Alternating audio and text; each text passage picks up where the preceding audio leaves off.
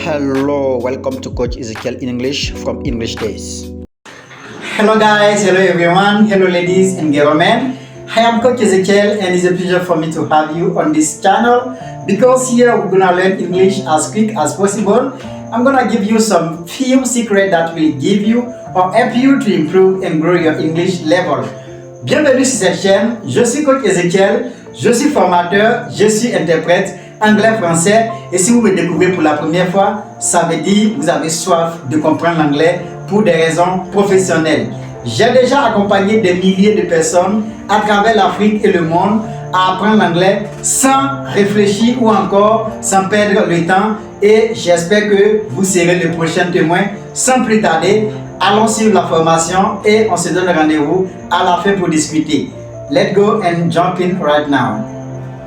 Hello guys, welcome into the lesson. Today again we are going to continue learning, we are going to continue improving ourselves in English. So I welcome each and every one of you. Hope that you are fantastic. I'm very happy today to meet you, to see you again. So without further ado, let's go and let's jump in our today's lesson. Bien, donc soyez tous encore la bienvenue. Aujourd'hui encore, nous allons continuer à apprendre, nous allons continuer à grandir et aujourd'hui encore, nous allons continuer à bosser parce que, comme on l'a dit depuis le lancement, aujourd'hui nous sommes à la deuxième vidéo depuis le lancement de cette chaîne YouTube et comme on l'a dit depuis le début, cette chaîne va vous permettre d'apprendre l'anglais en un temps record. Donc ce n'est pas une histoire de règles plus longues, mais moi je vais simplifier les choses. Tout ce que j'ai eu à faire comme recherche depuis des années, je vais essayer de vous dévoiler en faisant un résumé pour vous permettre de maîtriser cette langue-là en un temps record. Donc aujourd'hui encore, nous allons continuer ce qu'on a eu à faire, c'est-à-dire aujourd'hui nous allons parler de la deuxième partie de la prononciation, en particulier l'alphabet. Et si vous me recevez aujourd'hui pour la première fois, je mets le lien dans la description pour la première formation, pour la première vidéo, pour le premier cours sur l'alphabet.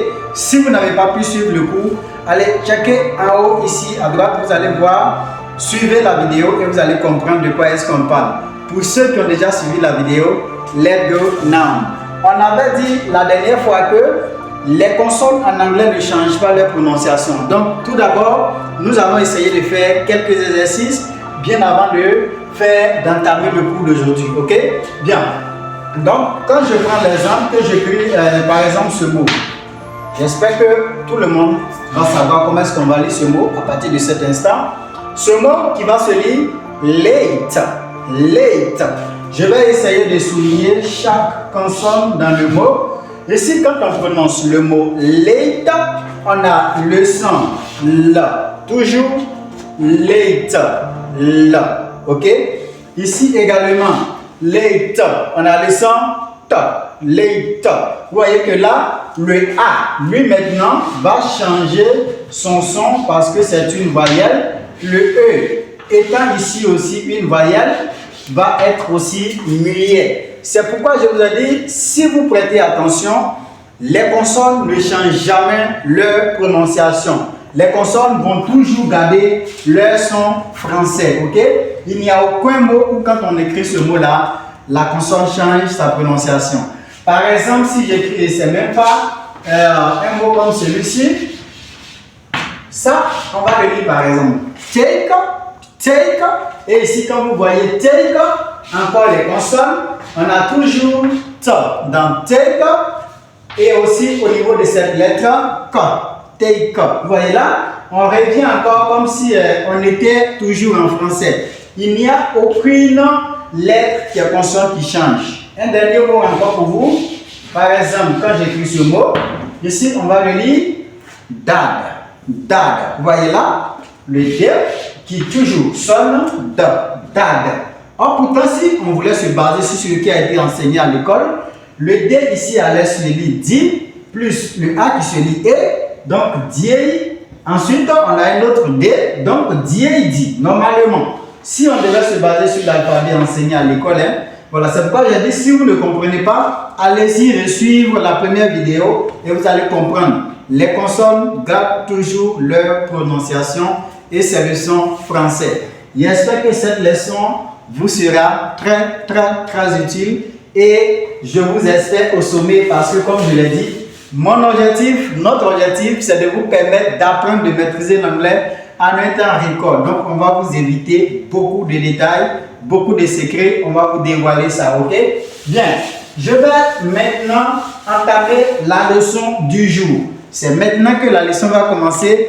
Et avant que la leçon ne commence, je vous invite massivement à partager cette formation, à partager cette vidéo parce que je suis convaincu que de milliers d'Africains aussi ont soif d'apprendre l'anglais comme vous.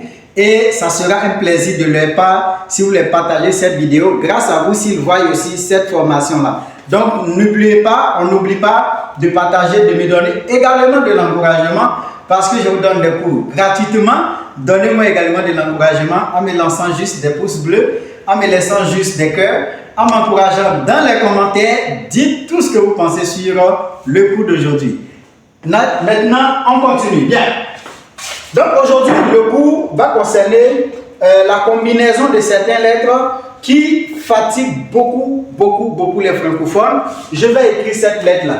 Bien, donc je l'écris ici comme ça. Donc, et moi je fais ça. Cette lettre, c'est le T et le H, ok?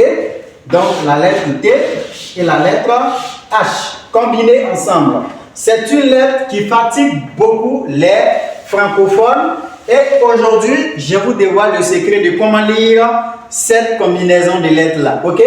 D'abord, ce que vous devez comprendre est que la lettre ou encore la combinaison TH se lit d'abord de trois manières. Ok? Ça se lit de trois manières. La première est que cette lettre, cette combinaison peut aussi se lire comme ça. Je ne sais pas comment vous allez lire ça en français, mais moi je lis ça fort. Ok? Fort. Donc ça veut dire quoi? Le TH en français ou bon, en anglais bien sûr peut se lire fort. Pour la première condition. Et pour que le TH se lise fort, d'abord il faut qu'il soit carrément en fin de mot. Donc j'écris pour vous en fin de mot. Quand je dis en fin de mot, c'est-à-dire quand on écrit le mot, le TH doit être la dernière combinaison de lettres. Par exemple, quand vous dites les dents, voyez là, les dents, on dit teeth. Repeat after me. Teeth. Vous voyez là, en ce moment, le TH ici prend un son fort. Teeth. Ok? Par exemple, quand j'écris, je ne sais même pas, je vais écrire un autre mot, par exemple. Ça, la bouche, mouth. Mouth, vous voyez là, mouth, ok, mouth. Ou encore, je ne sais pas, je vais écrire un autre mot tel que, peut-être, je ne sais même pas, c'est quel mot que je pourrais vous donner, un autre mot terminé par TH, peut-être, j'écris ça, comme ça. Donc, voyez là, 10 fois, qui veut dire dixième. Par exemple, j'ai été dixième de ma classe. 10 fois, ok? Donc, pour que le TH se lit fort, il faut qu'il soit carrément en fin de mot. Ça, c'est le premier astuce. Deuxième astuce, pour que le même TH soit lu fort, il faut que ce TH-là soit suivi d'une consonne. Donc là, on aura ce qu'on appelle une consonne. C'est-à-dire, quand on écrit le mot et qu'il y a le TH, après lui, la lettre qui vient doit être une consonne. Par exemple, quand j'écris le mot 3 en anglais. Donc là aussi, je reviens parce que beaucoup aussi font l'erreur. On ne dit pas 3 pour le mot 3. On dit free. Free. So 1, 2, 3. Ok? Free. Donc, vous voyez là, on a un son comme ça. C'est comme si on écrivait le mot comme ça. Free. Ok? Free. Donc, ici, le TH suivi de la lettre R, qui lui est une consonne, va se lire fort. Donc, free. Free. Par exemple, si j'écris un autre mot tel que, par exemple, le verbe jeter. Donc là, on a throw. Throw. Vous voyez un peu? Throw. Donc également, un son formé juste parce que là, on a une consonne. Donc, pour que le TH soit lu feu ou encore feu, d'abord, il faut qu'il soit en fin de mot ou encore il soit suivi directement d'une consonne. Ça, c'est le premier astuce, la première prononciation de la lettre F. Deuxièmement, ici, le même TH peut également se lire va, comme ça. Donc, moi, j'écris va, ok? Et pour que le TH se lise va, il faut qu'il soit suivi d'une voyelle. Donc là, on aura une voyelle. Par exemple, on écrit un mot tel que, ici, comment est-ce qu'on va dire ça? Donc on va dire V. V. Vous voyez un peu? V. Donc ici, TH et voyelle, ça prend un son va. Ok? V. Ensuite, si je donne un mot comme ça, on va le lire facilement, on va le lire bis. Bis, ok? Parce que là, on a TH et on a I étant une voyelle. Si j'écris un mot comme ça, peut-être comme ça, on aura un son va. Donc, vat, parce qu'on a une voyelle. Je ne sais pas si vous me fait comprendre. Va. Donc, vat. Bis. V. Donc, si vous comprenez un peu la leçon, le TH suivi d'une consonne se lit fort. Le TH à la fin d'un mot se lit fort. Le TH suivi d'une voyelle se lit va. Ok? Comme dans V, vis, vat. Ensuite, ici, il y a quelques exceptions de mots qui ne respectent pas cette règle-là. En particulier, on a le verbe penser, par exemple. Donc là, on aura to think. To think. Donc ici, le TH va garder un son fort. Donc c'est un mot exceptionnel qui fait exception à la règle. Son passé également, qui est, par exemple, je pense, I think, j'ai pensé, I thought. Donc là, lui également.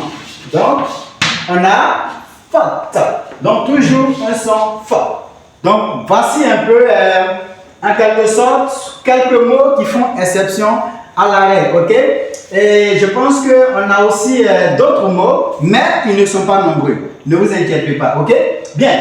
Troisièmement, le même TH devient un son D. Là, je vous parle de l'anglais américain. American pronunciation, right? Donc, les Américains lisent le TH D. Si le TH est suivi ou encore entouré de deux voyelles. Je prends un exemple. Je vous écris un mot tel que maman, qui ici, on a le TH qui est entouré entre O et E. Ici, ce sont des voyelles. Donc, les Américains, dans ce cas, vont prononcer le TH ici présent avec un son D. Donc, les Américains, au lieu de dire mother, ils vont dire mother. My mother. Where is your mother? Ok? How is your mother? Ou encore, on a le mot comme, par exemple, non, pas ce mot, mais plutôt ce mot-là. Je vous donne ça, par exemple, papa. Ok? J'espère que vous voyez bien. Hein? Bien. Donc là, papa, on a le A et le E étant des voyelles qui entourent le TH. Et dans ce cas, le TH prend un son D. I want to see your father. Ok? I want to see your father. Ou encore, I want to see your father. Donc, je vous ai dit, ici, moi, je vais vous donner des astuces, des années de recherche. J'ai eu à bosser beaucoup avec les Américains, donc je vais vous dévoiler ces secrets-là pour que vous aussi, vous puissiez parler la langue anglaise. Donc, voici en quelque sorte les trois cas de prononciation de la lettre ou encore de la combinaison TH. Donc, le TH peut se prononcer fa, va ou encore da. Bien. Donc, à vous d'observer, de regarder, d'essayer de faire des exercices et revenez-moi dans les commentaires si vous rencontrez des mots où vous ne savez pas si vous devez prononcer le TH va, fa ou da. Laissez-moi des messages également, je vais laisser mes coordonnées. Mon équipe va vous contacter ou encore moi-même je vais me charger personnellement de vous contacter pour vous accompagner également. Bien, donc avant de continuer également, n'oubliez pas, laissez-moi des pouces, partagez cette formation pour que, comme je l'ai dit, des milliers d'Africains qui ont soif aussi d'apprendre comme vous puissent bénéficier de cette offre, de cet accompagnement. Ok? Bien, donc voici en quelque sorte la première partie de la prononciation du TH. J'espère que c'est compris.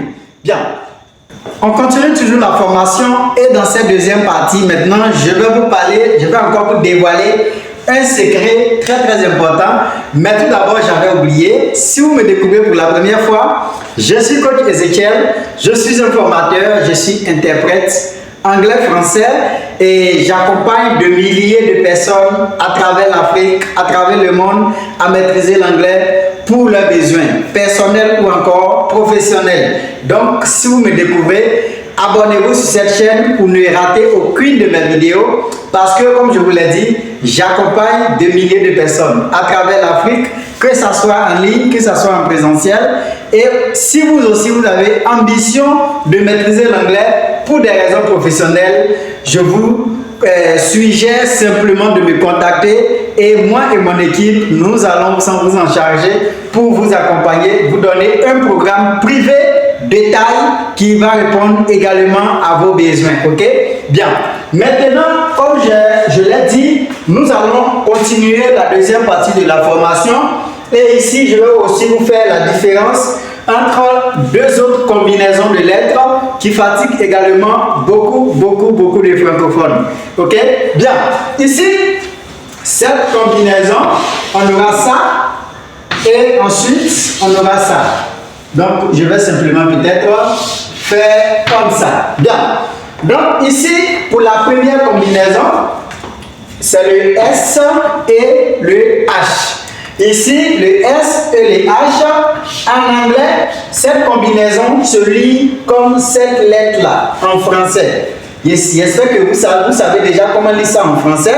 Ça se lit ch, ou encore ch pour certains, voilà. Mais ça se lit ch. C'est de cette même manière que cette combinaison se lit en anglais. Donc, cette combinaison que vous voyez là se lit ch. Donc, je reprends ça ici. Ça se lit ch. Ok? Donc, par exemple, vous voulez prononcer les mots français tels que chat, voilà, mon chat, un chat, ou encore chérie, par exemple. Voilà, ma chérie, mon chéri, tout ce qui est chat, ok? Bien. Donc ici, en anglais, je vais vous donner quelques exemples de mots tout de suite et vous allez comprendre.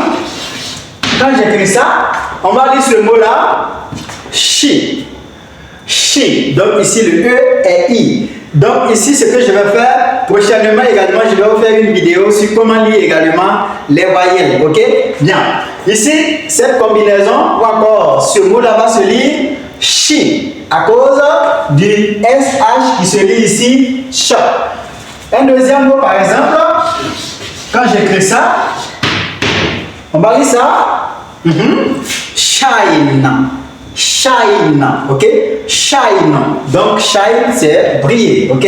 On va écrire, par exemple, un dernier mot, peut-être ça, on aura shawl.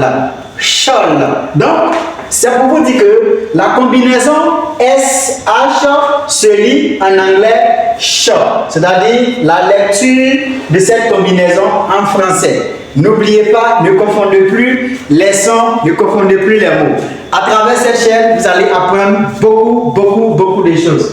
Maintenant, comment est-ce qu'on va lire cette combinaison maintenant en anglais? Si celle-là se lit comme celle-ci en français, maintenant comment lui-même il va se lire en anglais? Bien, cette lettre-là va se lire comme ça. Donc je vais essayer de décrire un peu. Ça va se lire comme ça. Voilà. Donc je ne sais pas comment vous pouvez prononcer ça, mais moi je vais le lire cha. Ok? C'est comme si on disait par exemple, je suis un Tchadien, par exemple. Voilà. Je suis un Tchadien. J'ai des amis Tchadiens, je les fais déjà un coucou. Bien. Je suis un Tchadien. Donc quand on dit Tchadien, on a le son tcha au début. Vous voyez là? tchadien ou encore Tchad. On a le son tch. C'est exactement comme ça que le CH se lit en anglais. Donc ça se lit tch. Exemple, comme on prend un mot tel que la Chine, en anglais, on va dire China. Vous voyez là? China, comme dans Tchad. China, ok? China. Un autre mot, par exemple, enfant, un enfant, on va dire child. Child. Donc, vous voyez là, c'est très simple l'anglais. L'anglais n'est pas difficile. Il vous faut simplement des secrets, des astuces pour savoir que apprendre l'anglais n'a jamais été difficile. Donc, on aura child. Si j'écris encore un troisième mot, par exemple, je vais donner un mot tel que, voilà, ce que je tiens en main, chalk. Je vais également changer le chalk. Donc, vous voyez là, on appelle ça lacre. En anglais, on va dire chalk. Chalk. Ok? Donc, là également, on a un son chalk. Bien, donc voici un peu comment est-ce que vous pouvez lire la combinaison de ces deux lettres-là. J'espère que vous avez appris beaucoup de choses dans cette formation. La formation d'aujourd'hui va prendre fin ici et le cours de l'alphabet est terminé. Ce que vous devez retenir est que quoi? Les consonnes ne changent jamais leur prononciation. Quelle que soit sa position, quel que soit là où elle se trouve dans le mot, elle se lit toujours en français. N'oubliez pas. Donc, lorsque vous voulez comprendre les natifs anglophones quand ils parlent, vous devez simplement prêter attention aux voyelles qu'ils prononcent dans les mots. C'est pourquoi eux-mêmes ils ont dit time is money. Ok? Don't waste your time. Time is money. Ne perdez pas votre temps. Le temps, c'est de l'argent.